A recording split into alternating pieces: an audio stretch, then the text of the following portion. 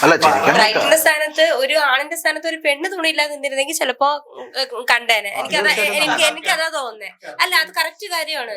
ഇപ്പൊ ഒരു പെണ്ണ് തുണിയില്ലാതെ നിന്നിരുന്നെങ്കിൽ അവളുടെ ഏത് പോർഷൻ ആണെങ്കിലും അറ്റവും കണ്ടാൽ മതി. അത് എങ്ങനെയാണെങ്കിലും ലൈക്കും ഷെയറും റീഷെയറും റീപോസ്റ്റും ഒക്കെ ആയിരിക്കും. എനിക്ക് അങ്ങനെ ഫീൽ ചെയ്തിട്ടുണ്ട്. ഞാൻ എന്തായാലും നോക്കിയായിരുന്നു. എനിക്കൊരു കാര്യം ഓർമ്മ കേട്ടോ. നമ്മളെ വനിതാ തിയേറ്ററിൽ പടത്തിൽ അഭിനയിച്ച ഒരുപാട് ആൾക്കാർ വരും.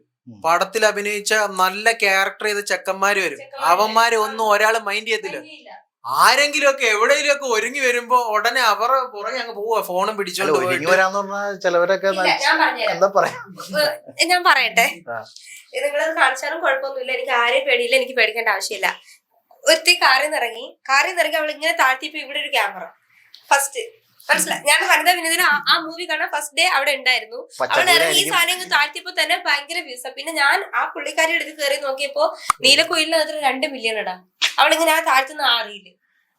അപ്പൊ ഞാൻ നോക്കണം, നമ്മളിപ്പം കാണിക്കണോ? കാണിച്ചാലേ ആസ് എ പെണ്ണ് കാണിച്ചു നടക്കണോ? അതാണ് എന്റെ ഒരു ചോദ്യം. കാണിച്ചാലേ നിങ്ങള് അല്ല, ശരിക്കും അതാണ് സംഭവം. ഇപ്പം ബ്രൈറ്റിന്റെ സ്ഥാനത്ത് തുണിയില്ലാതെ പെണ്ണ് നിന്നെങ്കിൽ അതിപ്പം കത്തി കയറിയേനെ.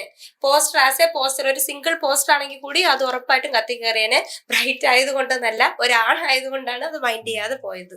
അത്ര എനിക്ക് വേറൊന്നും എനിക്ക് പറയാനില്ല അതിനെ കുറിച്ച്.